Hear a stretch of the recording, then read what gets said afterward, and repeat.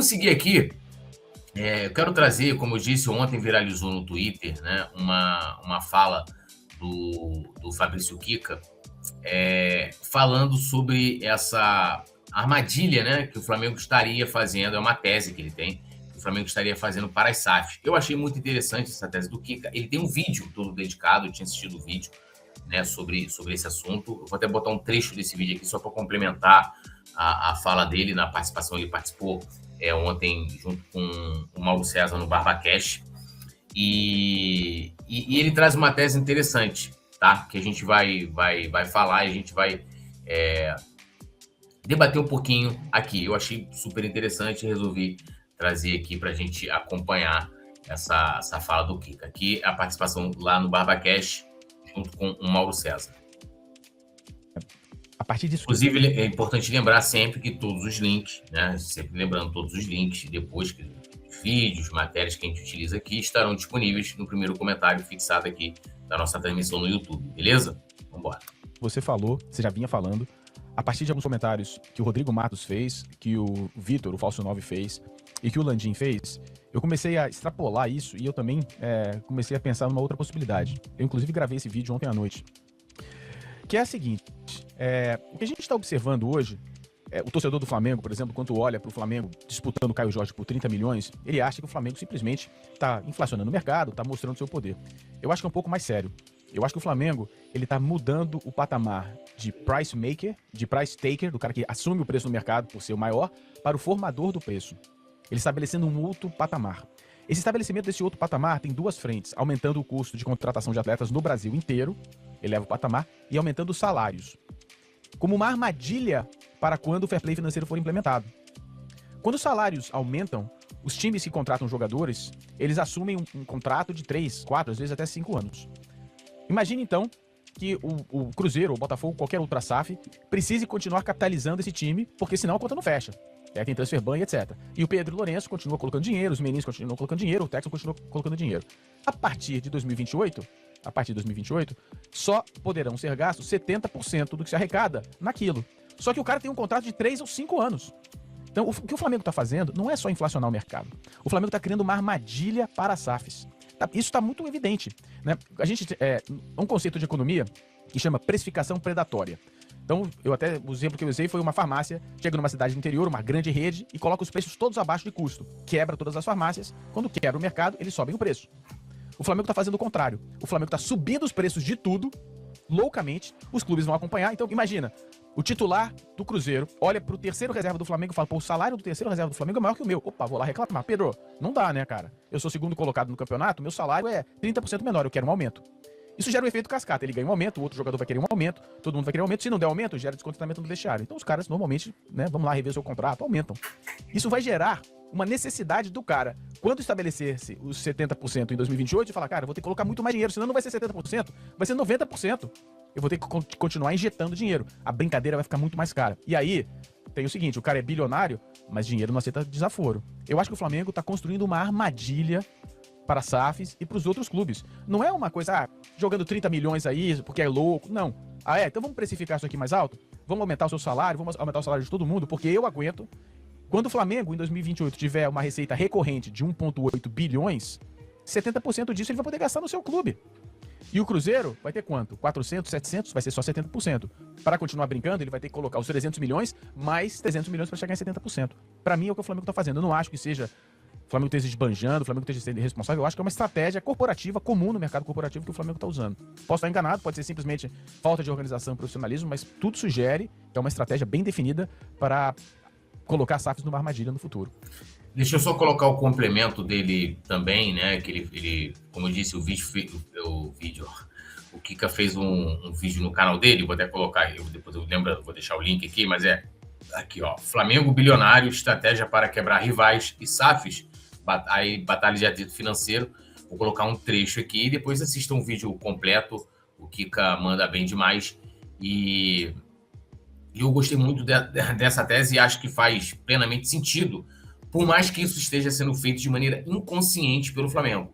Se isso não está sendo feito de maneira intencional, isso está sendo feito de maneira inconsciente. Né? Vamos lá.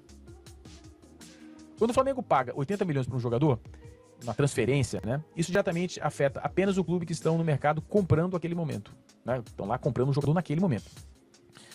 Se o rival decidiu não contratar ninguém naquela janela, ele não sofre impacto imediato. Mas quando o Flamengo paga salário acima da média, o impacto atinge todos os clubes simultaneamente, mesmo aqueles que não estão contratando. Se não, vejamos. Imagine a seguinte situação. Um terceiro reserva do Flamengo recebe um salário de 800 mil reais por mês. Esse mesmo valor é equivalente ou superior ao que um jogador titular do segundo colocado do campeonato recebe. O que acontece? O jogador titular do rival olha para o mercado, vê que um reserva do Flamengo ganha o mesmo que ele e começa a questionar o seu próprio valor. Ele vai ao departamento de futebol e exige reajuste. Se o clube não atende, o jogador fica insatisfeito, o vestiário se contamina e o desempenho tende a cair, do time como um todo. Se o clube atende, a folha salarial explode, comprometendo o orçamento e forçando outros cortes em outras áreas. Essa é a diferença fundamental. A inflação de transferências você pode evitar não comprando ou mudando a política do seu scout, procurando jogadores mais baratos, procurando jogadores no final da carreira, enfim, há possibilidades. A inflação salarial você não consegue evitar, porque ela cria um efeito cascata dentro do próprio elenco. É como se o Flamengo estivesse elevando o piso salarial de todo o campeonato, e os outros clubes são forçados a acompanhar ou lidar com revoltas internas.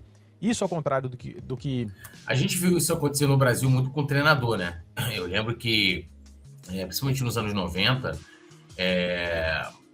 final dos anos 90, início ali de 2000, por exemplo, você falava assim, Luxemburgo, aí falava assim, Luxemburgo e a comissão técnica dele vale R$1 milhão, né? Era uma coisa assim, e aí você começou a pagar aquilo ali, né? Você pagava no Luxemburgo, aí depois você pagava aquilo no Filipão, porque o Filipão, sou o Filipão, ganhei a Copa do Brasil, ganhei Libertadores, ganhei não sei o quê, eu quero também.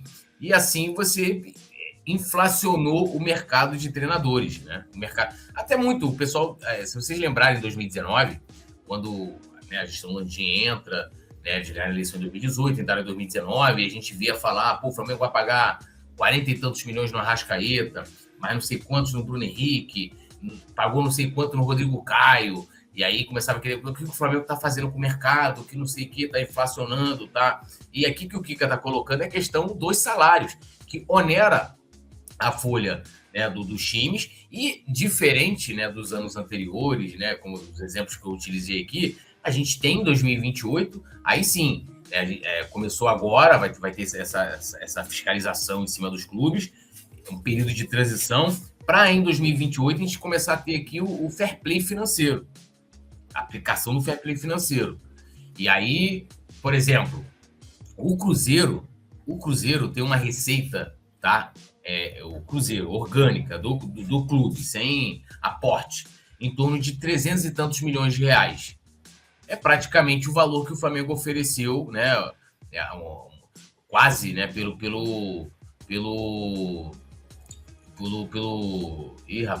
Caio Jorge, né? Pelo Caio Jorge.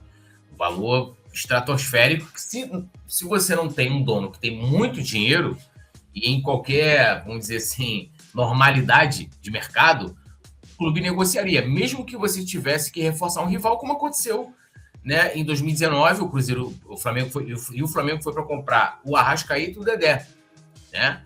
E aí até no acordo com o Arrascaeta, porque o Arrascaeta também começou a forçar a saída, falou, a gente vai negociar aqui vocês com o Arrascaeta, mas o Dedé, a gente pede para que vocês não continuem negociando com ele e tal, o Flamengo não, beleza e tal, show de bola.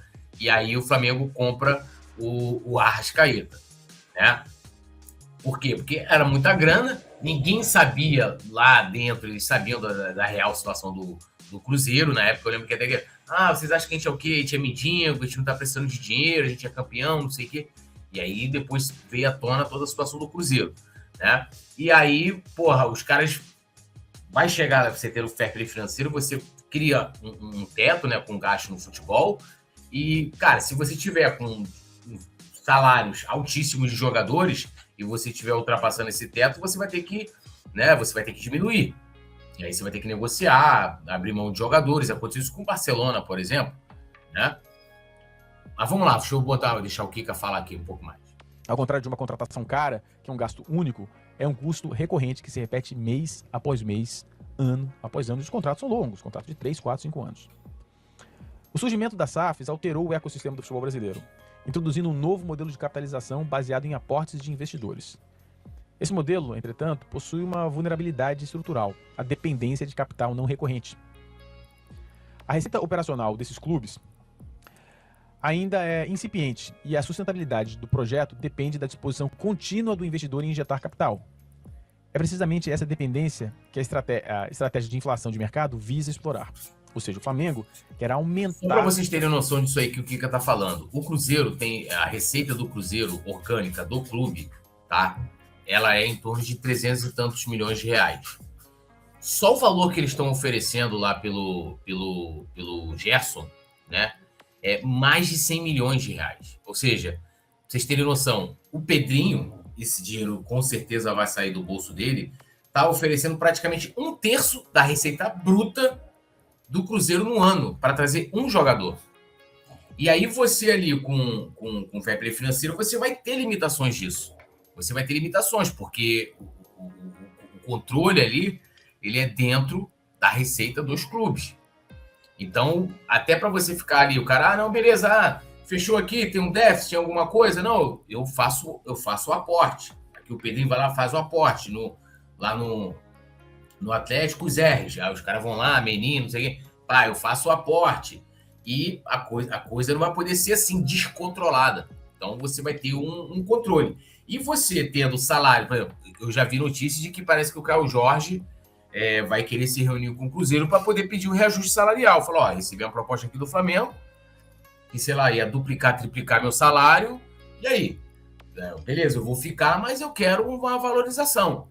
E aí aí o cara vai lá, parece que o contrato dele é até 2028, vai estender o contrato dele até 2029, aí você aumenta, né, o salário dele. E aí tem o que o Kika falou. Aí, pô, chega o jogador no Flamengo, ou tem um jogador no Flamengo, o cara reserva aqui, ganha o que o titular do Cruzeiro ganha. O cara chega lá e vai falar, eu quero valorização. Ou então, quando chegar a proposta aqui, eu vou sair. Você cria diversos problemas, né, em outros clubes, que se arriscarem e falar, não, pô, vou manter aqui, vamos embora, tio, reajuste o salário, vai estourar. E aí, se for colocado em prática as sanções do fair play financeiro, aí, meu amigo, é chorar bebê. A gente vai trazer um dia com detalhes toda essa questão de fair play financeiro que foi criado, né, pela CBF. A inflação para forçar os investidores. Bom, vou explicar direito com calma. Se o custo para manter um elenco competitivo aumenta exponencialmente, o capital do investidor da SAF é consumido rapidamente. O retorno projetado sobre o investimento se torna mais distante e incerto, o que pode levar à fadiga do investidor e à redução ou interrupção mesmo de aportes. O cara para de pagar. Para usar uma analogia simples, imagine que você está em uma corrida de longa distância, você tem um tanque de combustível limitado que precisa ser reabastecido por um patrocinador a cada volta. Cada volta que passa, seu patrocinador abastece seu tanque. Seu concorrente, por outro lado, tem um tanque muito maior que o seu, reabastece sozinho. Só um detalhe, tipo assim, ó, o Pedrinho no Cruzeiro, eu não sei se foi o Mauro César que eu vi fazendo essa análise, mas eu achei interessante. Ele é um torcedor apaixonado, que tem muito dinheiro, ele não está preocupado com lucro, ele tá aí, tipo como fosse dinheiro que você tem para perder. Tipo, você recebe seu salário, você tem, né? Aí sobra lá, sei lá, 30, 40 reais para você, que você pode fazer qualquer coisa que aquele dinheiro não vai fazer falta. Sendo que, na realidade, do Pedrinho, está falando de um cara que tem bilhões, um cara bilionário que tem dinheiro a dar com pau e ganha muito dinheiro. Então, ele não está ali nesse objetivo de pensar em lucro, de pensar em retorno financeiro. Agora, você vê a diferença, por exemplo, da SAF do Atlético, que gastou o que gastou em 2021 para, né, ganhou a Copa do Brasil, ganhou o Brasileiro. E nos anos seguintes começou a diminuir esse investimento, porque você subiu a folha salarial, você subiu o custo operacional com o futebol, você subiu o custo com direitos econômicos e a bolha estava estourando. Você viu o Atlético com problemas de salários atrasados, mesmo sendo SAF, né, que uma das defesas da galera da SAF, que não é profissional, é isso, é aquilo, sofreu com salário atrasado. A gente vê a situação do Botafogo, que o Texto é um cara que pensa no lucro. Então, a partir do momento que a coisa não está dando lucro, o cara já vai diminuir esse aporte. E, geralmente, a receita desses clubes é ínfima.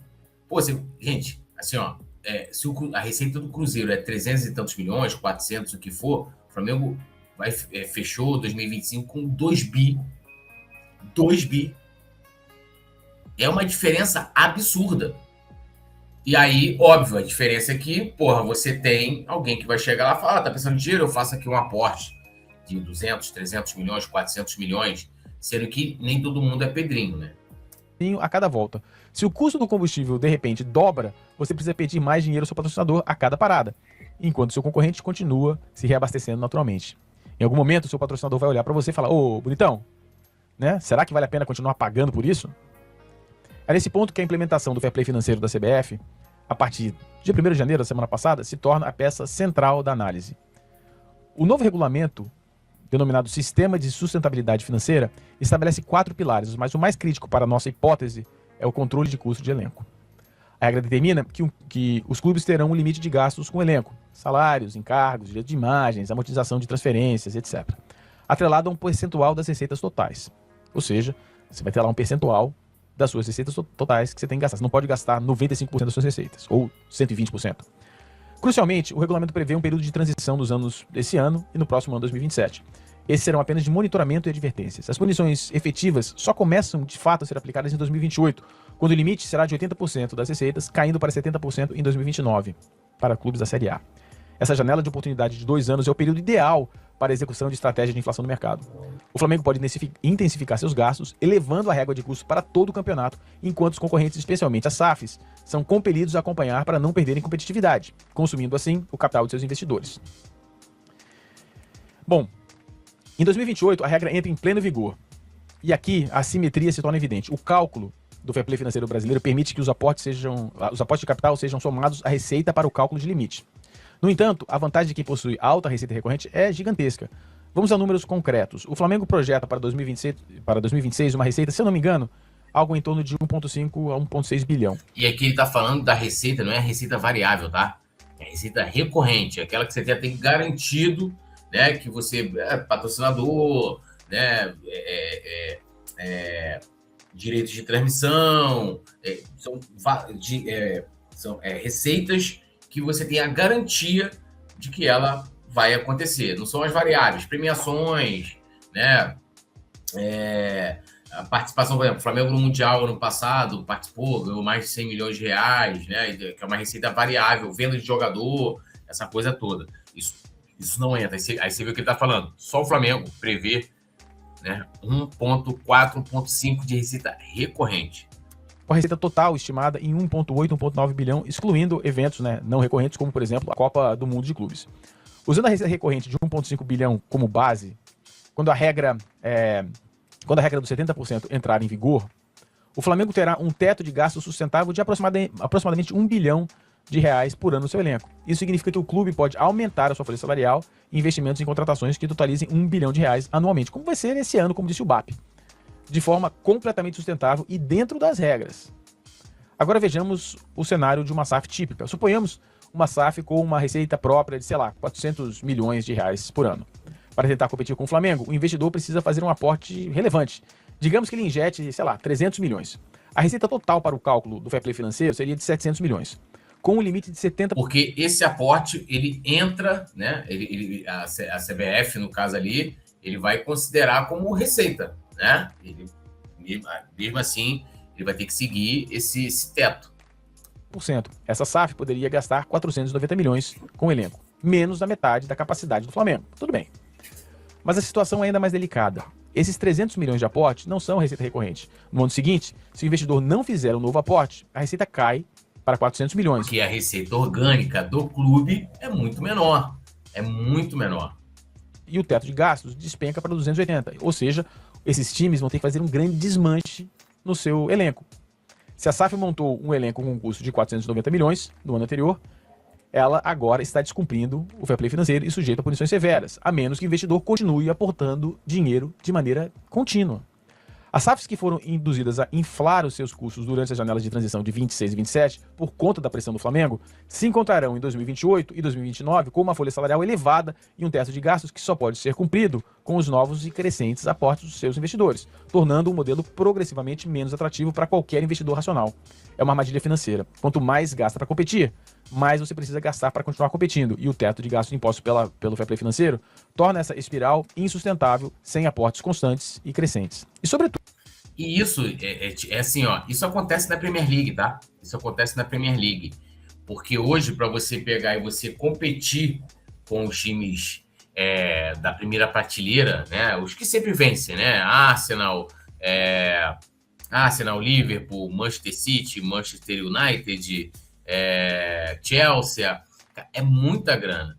E óbvio que às vezes você tem lá um louco, geralmente americano, compra um clube e o cara começa a injetar grana, né? É óbvio que você tem né, o fair play financeiro e você tem que seguir, mas, cara, é difícil você ter, principalmente, né, uma pessoa, né, vamos dizer assim, um grupo de empresários ou um empresário que chegue para poder comprar um clube e não está pensando no retorno. E aí o cara chega lá, no ano, beleza, ele vai lá, vai fazer o aporte, 400 milhões. Aí, se às vezes alcançar o resultado ou não, a depender, a receita vai ser melhor e tal, se ele não alcançar, complica mais, e chega no ano seguinte, pô, tem que botar aqui mais 400, já conta aí, ó, 800 milhões de reais, né? Aí no terceiro, porra, mais de 1 bi, e sem ter esse retorno, sem ter lucro, é difícil, é difícil.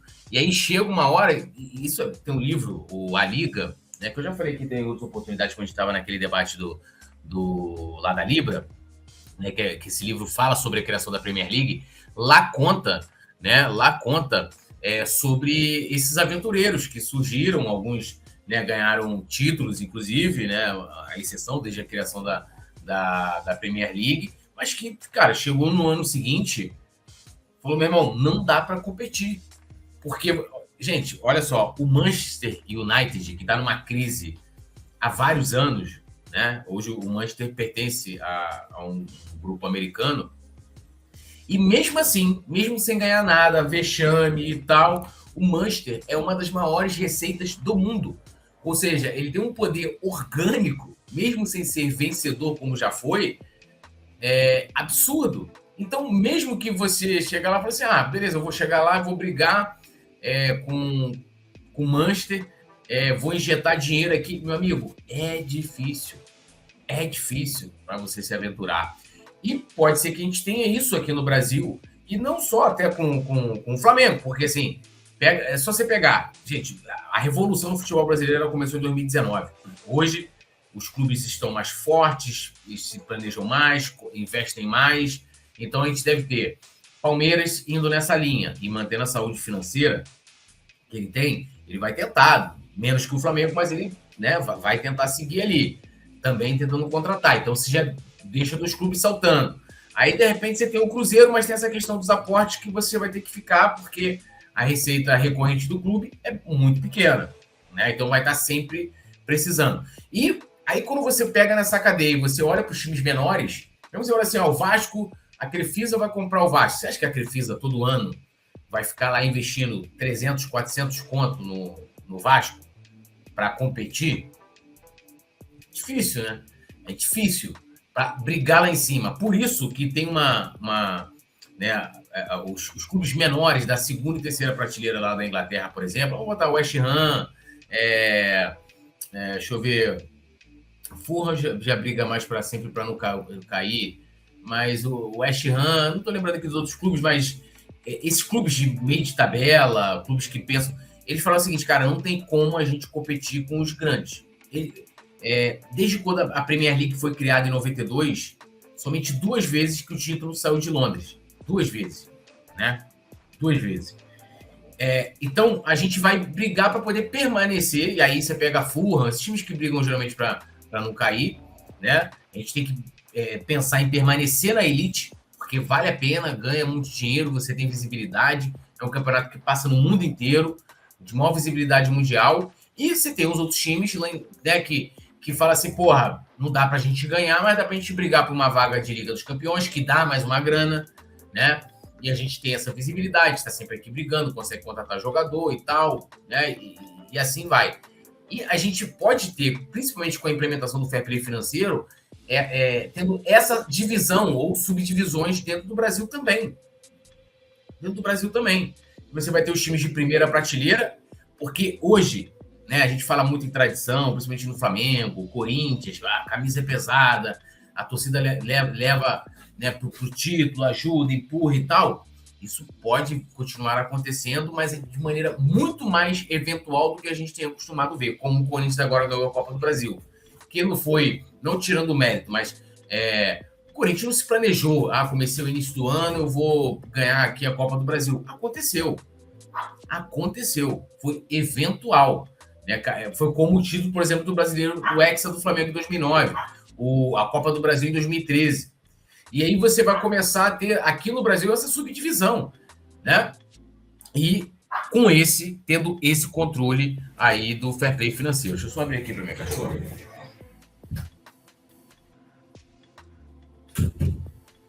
Então, assim, vai acabar, né? Pelo menos essa é a promessa da gente ter. Tipo, chega um cara aqui como o John Textor, ou até o próprio Pedrinho, ou os meninos, né? Como eles fizeram no Atlético, endividaram o Atlético inteiro, de você ter esse gasto, esse investimento, esses aportes desenfreados, e geralmente também, né? Há desconfiança disso em alguns clubes, inclusive de dinheiro de origens duvidosas, né? Então, vai ter um controle maior. Mas aqui no Brasil, a tendência nos próximos anos é a gente ter essa divisão, não mais por tradição, por história, mas por poderio financeiro. E poderio financeiro bilionário.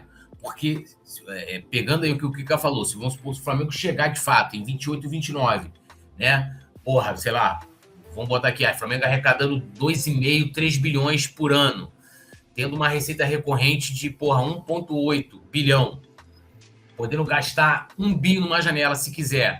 Cara, a coisa vai ficar, assim, o sarrafo muito alto.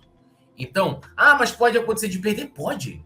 O futebol, inclusive, ele é maravilhoso por isso, porque um time muito mais fraco tecnicamente tem condição de ganhar um time grande. E um time muito mais forte tecnicamente, muito mais rico, que a gente vê acontecer aqui no Brasil, na América do Sul, a gente vê acontecer isso na Europa, mas é eventual, isso não vai ser regra, isso vai ser exceção. E a gente vai ter essas divisões, porque quanto menor o clube tiver poder de investimento, por conta desse controle do fair play financeiro, a gente vai ter aí essas subdivisões dentro do Brasil, que não mais que você pegava assim antigamente. Vai começar o Campeonato Brasileiro. Nós temos aqui o clube, né, que era os grandes, né, o Clube dos 13, vamos botar nós temos 12, 13 candidatos ao título. Flamengo na M, você viu, o Flamengo o Flamengo pode chegar, o Flamengo pode chegar e tal. E a gente vai ver, assim, candidatos ao título. Flamengo, Palmeiras, Cruzeiro, um Corinthians, não sei. E acabou. Dificilmente. E outra coisa também, né? Vamos lá, vamos botar aqui, Cruzeiro seja aí a terceira força, se torne a terceira força do futebol brasileiro. Aí vamos supor que depois vem o Vasco, vire a quarta força, vai lá, faz a SAF, se estrutura totalmente e tal. Aí o Atlético consegue se recuperar, 5. Você vai ficar nisso. Flamengo, Palmeiras, Cruzeiro, aí você tem ali correndo por fora o Vasco, o Atlético e tal. E vai ser assim.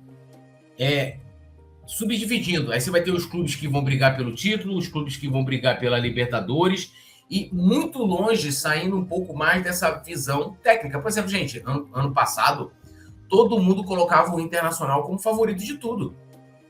Porque o Inter, depois de 8 anos, o Inter não ganhava... 9, o Inter não ganhava o campeonato estadual desde 2016. O Roger chegou a ser cotado para a seleção brasileira. Eu lembro quando o Flamengo empatou aqui no Maracanã com o Inter, eu fiquei puto, porque o Flamengo ainda perdeu um gol de cara.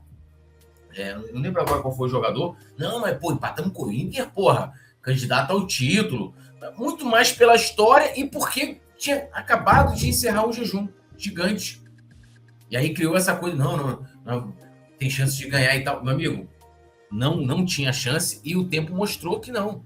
Mas era muito também por quê? Por causa do nome, por causa da história, alguns jogadores no elenco que iniciaram o ano muito bem. Gente, falavam até que o Alan Patrick era melhor que o Arrascaeta. Entendeu? Então, assim, a coisa vai mudar. Se, de fato, isso acontecer. Assim, se for uma maneira intencional, é muito mais legal, né? Falar, os caras planejaram ali de criar uma armadilha para a SAF, mas pode estar acontecendo de qualquer forma, de maneira inconsciente. O Flamengo está inflacionando esse mercado, né, gerando esse efeito em cadeia, ou cascata, de maneira que você preferir. Os outros clubes têm que aumentar, né, o seu investimento para poder brigar diretamente com o Flamengo, para quando chegar em 28, 29, os caras estarem numa situação muito complicada.